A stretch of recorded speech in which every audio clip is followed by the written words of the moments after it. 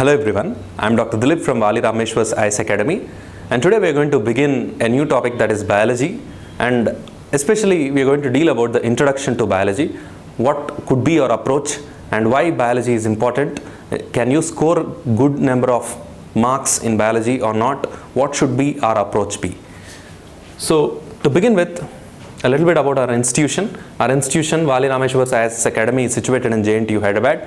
We offer both online coaching and offline coaching. Offline coaching has been affected with the ongoing pandemic of COVID-19. You can avail our online coaching at a cost of 15,000 rupees. That is UPSC prelims for 15,000 rupees, TSPSC Group 2 for 15,000 rupees, APPSC Group 2 for 15,000 rupees. You can download our app, that is Vali's the Learning app, on Play Store, and you can reach us at www.valirameshwarsisacademy.com, and you can even call to these numbers if you have any queries. So moving to the topic proper, first coming to the introduction. So are you from a non-science background, or has the fear of biology always haunted you, or facing difficulty in understanding biology, or do you want to brush up the topics for the examination as quick as possible? Then you can put all your doubts to rest by learning from our Biology Made Easy series. So we are going to deal with this Biology Made Easy series, in which we are going to cover every aspect of biology in an exam point of view, to the point, in a crisp way, so that you can retain what you learn. So that is the objective of Biology Made Easy series, so that you don't have to waste time in going through a lot of books, trying to cram up a lot of details. All these is not needed. So you can relax and do follow our Biology Made Easy series to have an in-depth understanding, and you can address your fears. So here, especially if you see in UPSC point of view, biology is a part of general science, that is nothing but in the aspect of science and technology in prelims, and even few aspects related to biology will be asked in mains examination in science and technology part. And for you, if at all you understand biology, it is going to make it easy for you to understand science and technology, because all this is interrelated. And more weightage for biology is usually seen in the state services examination. So what are the things that we are going to discuss in this biology? Before going to that, we are going to deal about the routine thing, that is the routine exercise that is coming across the definition of biology. So biology definition, the word biology is derived from the Greek word, that is bios, which is meaning life, and logos means study. And it is defined as the science of life and living organisms. So wherever you go, whatever biology lecture series you go, it is usually going to begin with this, the definition of biology. So the word biology was coined by Jean-Baptiste Lamarck, who is credited with the coining of the term biology, and Aristotle is called as the father of biology. And this biology is going to deal with the aspects of biological science which range from study of molecular mechanisms in cells to the classification and behavior of organisms, how species evolve, and interaction between ecosystems. And biology often overlaps with other sciences. So basically, because it is a science, it is always going to involve a little bit of physics, a little bit of chemistry, and all other sciences are going to be present in this particular thing. So if you go into what are the things we are going to discuss, that is, we are going to begin with the cell and its components, that is cell structure. So first we are going to deal about the definition of cell, because cell is the basic fundamental unit of a living organism. We are going to study definition of cell, structure and function, what is the structure, and in the structure we are going to deal about the cell organelles, means various components like ER, that is endoplasmic reticulum, ribosomes, Golgi apparatus, okay, vacuole, okay, lysosomes, all this we are going to deal in particular. Then we are going to also deal about two types of cells, that is classification into prokaryotic and eukaryotic cells. So basically prokaryotic is present in ancient organism, that is bacteria. Rest, most of the organisms, whatever advanced or this modern day organisms, are eukaryotic, including humans are eukaryotic cells. Humans have eukaryotic cells. Then we are going to deal about the cell division, which includes mitosis and meiosis. Then organization of cells, how these cells are organized into cells, into tissue, tissue into organ, organ into organ system, and organ system into an entire organism. And also we are going to discuss the difference between animal cell and plant cell. So these all things we are going to deal in cell and cell structure. Apart from this, we are going to go through the 5 kingdom classification of all living organisms. So all the living organisms which will include under the study of biology, because biology is nothing but the study of living organisms. So we need to study all the living organisms, and while studying the living organisms based upon their similarities, characters, they are classified into 5 kingdoms, which has been given by R.H. Whittaker, who has given this 5 kingdom classification. So all the living organisms can be classified into 5 kingdoms. One is Monera, Protista, Fungi, Plantae and Animalia. We're going to go in depth. Though the names may sound a little bit funny and new to you, there is nothing to fear, because once you understand the crux behind these topics, it will be very easy for you to remember. So our intention is that you retain the knowledge whatever you gain during this lecture series till your exam, and it may also benefit you in your life. That is especially talking about the human biology. Then here basically the 5 kingdom classification, here there are different organisms. We are going to make it very easy for you to understand.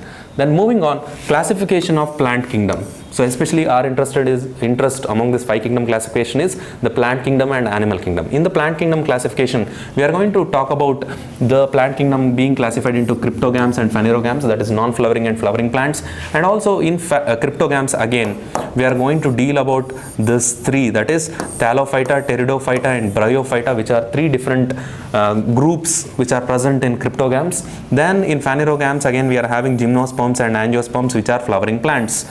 Then also we are going to discuss about the plant structure, the basic anatomy and physiology, how food and water is received by the plant, and how the plant is going to take in oxygen, whether it is going to take in oxygen or carbon dioxide or both, at what times, and how the plant is producing food, that is photosynthesis, everything will be dealt here. Then also the structure of a flower, which is the reproductive part of the plant, will be dealt here in detail. Then plant hormones, which include this auxin, cytokinins, gibberellins, abscisic acid, all that will be learnt in the plant hormones. So this will be comprehensive coverage of the classification of the plant kingdom and plant in particular. Then we are going to move to the classification of animal kingdom. So in the animal kingdom, it is basically classified into the single cellular organisms and multicellular organisms, which will include the metazoa and protozoa. So that will be dealt. And again, metazoa, which are multicellular organisms, they will be classified into invertebrata and vertebrata, that is based on the presence of backbone. And we are going to study in invertebrata what are the different types of phylums. So there is a very big list of phylums which you don't have to worry about, which will include like sponges, that is Porifera, Nematoda, Arthropoda, Mollusca, Echinodermata, Annelida. All this will come under the different phylums of invertebrata. And coming to vertebrata especially, we are going to deal about this fishes, amphibians, reptiles, birds and mammals, all in exam point of view. Many a times the simple questions will be asked from the classification, but if you don't have a basic understanding, it will be difficult and you are going to lose a precious mark. So to avoid that, we are going to make it as simple as possible so that you can have a better understanding. Then moving on, we are going to deal about the human biology, and in that first, blood and its components. So what are the constituents of blood? So the blood is constituted by plasma, and the liquid component devoid of proteins is called serum. We are going to deal about that. And the types of blood cells, that is WBC, platelets and the erythrocytes. So here again, this is the classification of various types of cells in the blood. Okay, and functions of blood cells. What are the different functions of different blood cells? And also the proteins which are present in the blood. So there are various types of proteins that are present in the blood, including albumin, globulin, and also various types of immunoglobulins, which you call it as antibodies. All this will be dealt in blood and its components topic. Then moving on, one of the interesting topics that we can deal in biology, human biology and especially, is the blood grouping and typing. So you know about the different types of blood groups that individuals have. The usual blood groups are A, B, AB and O. So in this, how this blood grouping can be understood and why there is this type of blood grouping in individuals, and what is Rh positive, Rh negative, everything will be discussed in detail. So we are going to deal about the reasons for different blood groups, why we have different blood groups like A, B, AB and O, and then types of blood groups, all this. Then principle of blood transfusion. So you can't simply transfuse or donate blood. So blood donation criteria. So you can't simply donate blood to every other individual in the world, because the blood groups have to match. So does only a individual who is having a blood group A receive from only a blood group individual, or can he receive blood from any other individual? All this can be understood. That is the principle of blood transfusion will be dealt in detail. Clumping or coagulation, the clotting of blood will be explained in detail. Then HDNB or erythroblastosis fetalis, that is hemolytic disorder of the newborn, because of this Rh positive and Rh negative. This Rh positive and Rh negative will have impact on the blood group of the newborn individual, leading to the death of the individual. And here you can see the blood groups. All this will be studied in detail. Then moving to the immune system. So as you know now, with the ongoing pandemic of COVID-19, everyone is telling boost your immune system, boost your immune system. So you have to have an understanding of what is your immune system, what all will it constitute of. So the definition, types of cells in immune system, especially here we are going to discuss about various cells that function or that aid the immune system in the body, and types of immunity. So in our COVID testing method itself, I have discussed about a few glimpses of this types of immune system. B cell mediated immune system, that is nothing but humoral immunity, and cell mediated immunity. And here we are going to discuss about vaccination and immunization. Are they both same, or there is any difference between them, and why you need to have vaccination and immunization both? And types of antibodies, that is immunoglobulins, that is IgG, IgA, IgM, IgD, IgE, all this. And measures to boost immunity will be dealt. So here is an image of the human immune system, acquired, innate, all these classifications will be dealt in detail. Then coming to the systems particular, we are going to discuss about the cardiovascular system, introduction, why there should be a cardiovascular system, and different types of vascular components, that is arteries, veins and capillaries, their functions, and heart, the anatomy, physiology, circulation and types of, that is systemic circulation, pulmonary circulation and coronary circulation, the conducting system of heart, which will include the SA node, AV node, bundle of S, and the Purkinje fibers, blood pressure definition, normal blood pressure, which is 120/80 mm of Hg. Then the coronary artery disease and the management.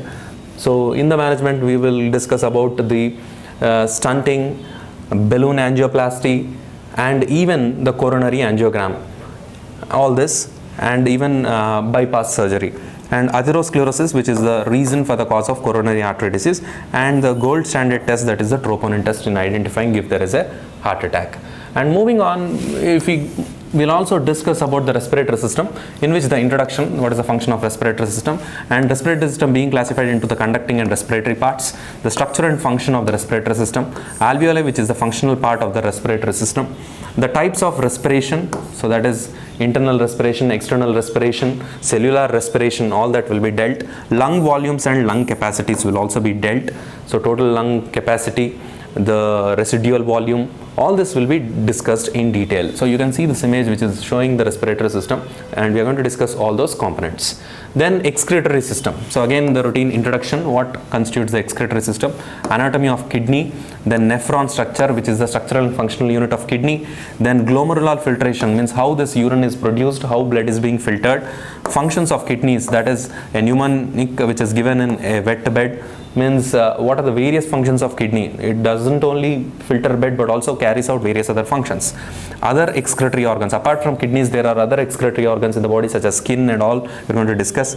Then if at all the kidneys function is compromised, then the dialysis. So what constitutes dialysis and when it should be done, and what is the benefit of having dialysis. Then urine composition. So how once urine is produced, what is the usual composition of urine. All this will be dealt in the excretory system.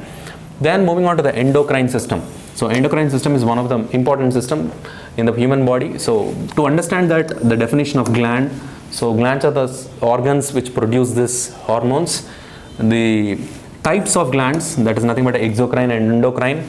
Two classifications, exocrine and endocrine. And what are the productions of exocrine and endocrine, that also will be dealt with. And coming to the endocrine glands in particular, we are going to deal about the pituitary gland, thyroid, adrenal, gonads, thymus, hypothalamus, pancreas, pineal. All these glands which are situated here, you can see the pineal gland, pituitary and hypothalamus, thyroid and parathyroid, thymus, pancreas, adrenal, and the gonads, that is nothing but the testis and the ovary. These both are the reproductive organs. And also we are going to discuss about endocrine deficiency disorders and surplus diseases in detail. This all will constitute the endocrine system. Then moving on, we are going to then study about the gastrointestinal system in detail, that is introduction. So what is the function of gastrointestinal system, how it is going to function.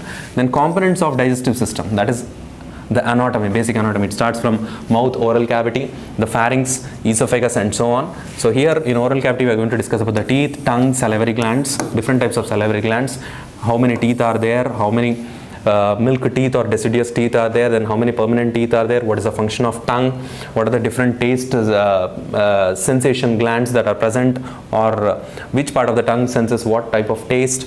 Then moving to the next thing, after oral cavity we are going to move to the pharynx, esophagus, the stomach proper, duodenum, and then we are also going to discuss about the two important parts of the gastrointestinal system, which is the largest gland in the human body, that is liver, and also the gallbladder, which concentrates the bile. Then the small intestine, their parts, large intestine, their parts, and coming to the last part, the anus, in which we have the routine problem of piles, fissures, and hemorrhoids, that also will be discussed, and the types of digestion, so whether it is chemical digestion or mechanical digestion, that also will be discussed in detail. And moving on to the last thing, the physiology of digestion, that is enzymes involved, how this enzymatic digestion of the substances, that is various, whatever substance you consume, you are going to consume it, it is going to have, or it is going to be made up of either carbohydrate, protein, or fat, and how this digestion of carbohydrate, proteins, and fats is going to take place, that is being studied. Then next, moving to the musculoskeletal system, we are going to the introduction. So why, what is the necessity of having a musculoskeletal system, and muscles and types. So in muscles and types we are going to also discuss about the skeletal muscle, smooth muscle, and cardiac muscle, and also we are going to study what is meant by tendon, ligament, cartilage, and bones, and classification of bones also. Then we are going to see the structure of a long bone and bone marrow types, yellow and red, and the function of bone and muscle. And then we are going to move and study the joint definition, what is meant by joint, and classification or types of joints, that is the synovial joints and the fixed joints, and again in fixed joints the classification based on that we are going to see. So we are going to see about various types of skeleton, that is axial skeleton and appendicular skeleton also in detail. Then moving on to the nervous system, which is one of the most complicated and difficult part as most people assume, but in practical, if you have a clear-cut understanding of this topic, it is never difficult, it is as simple as it is. So if you see, basically introduction, so how this nervous system is present in the human body, what is the use of having a nervous system, and then classification of the nervous system. So classification of the nervous system here into the peripheral and central, okay, and again into somatic and autonomic, that is the brain, spinal cord will be studied in detail. What are the meninges that are protecting the brain, which will include arachnoid membrane, pia mater, and dura mater, all these three layers. Then cerebrospinal fluid, which is called CSF. What is the use of CSF? Then the neuron structure. What is the structure of a neuron, which is the functional unit and the important unit in the central nervous system. Then types of nerve cells. So this will include different types of nerve cells apart from neurons, which are called as glial cells. And in glial cells again you have various classification like oligodendrocytes, astrocytes, and microglial cells, all these things. Then types of nerves, you have motor nerves and sensory nerves and mixed nerves. Then peripheral nervous system, cranial and spinal nerves, how many in number, what is their function. Then sympathetic and parasympathetic nervous system and how it is going to function. All these things we are going to deal in a comprehensive way so that it will be useful for exam point of view. You don't have to by heart or involve in rote learning. Just try to understand or imbibe the concept so that it will be easy for you to understand. Then moving to the next thing is the reproductive system. Then introduction of the reproductive system, and that is nothing but the importance of procreation. Then the male reproductive system, which will include all the male organs, including the testis, epididymis, vas deferens, prostate, seminal vesicle, urethra, and the external genitalia. Then coming to the female reproductive system, it will include the female organs, that is ovary, uterus, the fallopian tubes, and the cervix, and the external genitalia, and also the accessory glands in both males and females. And we are also going to deal about the menstrual cycle and why the importance of menstrual cycles. And we are going to also deal about the sperm and ova, their structure, number, which is important for the vitality, and ultimately the problems of infertility and sterility, are they both same or there is any difference, and also various contraceptive measures that can be taken in day-to-day life. So all this will be dealt in the reproductive system part. Then moving on, we are going to discuss about nutrients and vitamins in detail, because this is an important topic from where questions can come. Basically introduction, and then carbohydrates, proteins and fats will be discussed. Then moving on to vitamins, introduction of vitamins, then classification of vitamins into water soluble and fat soluble, and then these A, D, E, K are fat soluble. Then moving to B and C are water soluble. We're going to discuss everything in detail. Then deficiency diseases and hypervitaminosis. Why, what do you call if at all a vitamin is deficient in the individual, and it will lead to what disease and what are the symptoms? That is important in exam point of view. Then also we are going to discuss about the food fortification. Means whenever some substance is added to food, that is called food fortification to enhance its nutritional capability. And here this is a chart of different types of vitamins, especially the B complex vitamins, which is having specific chemical names. Then moving on, the common human diseases. So this is particular interest. So latest we have a lot of diseases to discuss. That is, most common diseases in India include tuberculosis. So cholera is of the past. Then food poisoning, dengue, typhoid, chikungunya, Japanese encephalitis, especially it is in the news, even in current affairs. Then elephantiasis, which is most common in the Andhra Pradesh belt, malaria, Zika, Ebola, HIV, AIDS, then hepatitis A, B, C, D and E, because this is also frequently asked. So in biology, in last year prelims examination, one of the question was asked about this hepatitis aspect, where he has asked that given options regarding hepatitis B and C, and it is said that the option was in such a way that hepatitis B is transmitted and is having a vaccine, but is hepatitis C having a vaccine? And the other option that was given was that hepatitis incidence is far more than HIV in India. So you, for answering that questions, you should have a comprehensive understanding about this hepatitis. Then moving to the present pandemic of COVID-19, this also will be dealt in detail, because this is a part of the human diseases, and this is going to remain in the society for a significant amount of time. Then for this, before beginning the common human diseases, we are going to also discuss the definition of a disease by WHO, classification of diseases, that is communicable, non-communicable, infectious, then what is meaning of endemic, epidemic and pandemic, neglected tropical diseases, then disease eradication, what are the different types of diseases eradicated in India, and universal immunization program, and also about Mission Indradhanush. So all these things will be dealt in our Biology Made Easy series. So all the thing you have to do is to follow this series, so that you will have a better understanding. And even if you have any doubts in this series, you can post it in our comments so that we can reach you. So kindly subscribe to our channel and you can be benefited. And also we are going to discuss the latest aspects related to biology from current affairs. That is, like if at all there are any new discoveries, like new organs or the organs in the human body that have been given organ status, and new diseases like the COVID-19, new vaccines, whatever they have come, all this will be discussed in this topic. So with this, we are winding up the entire aspect of biology. So kindly make use of this opportunity and be benefited. Thank you.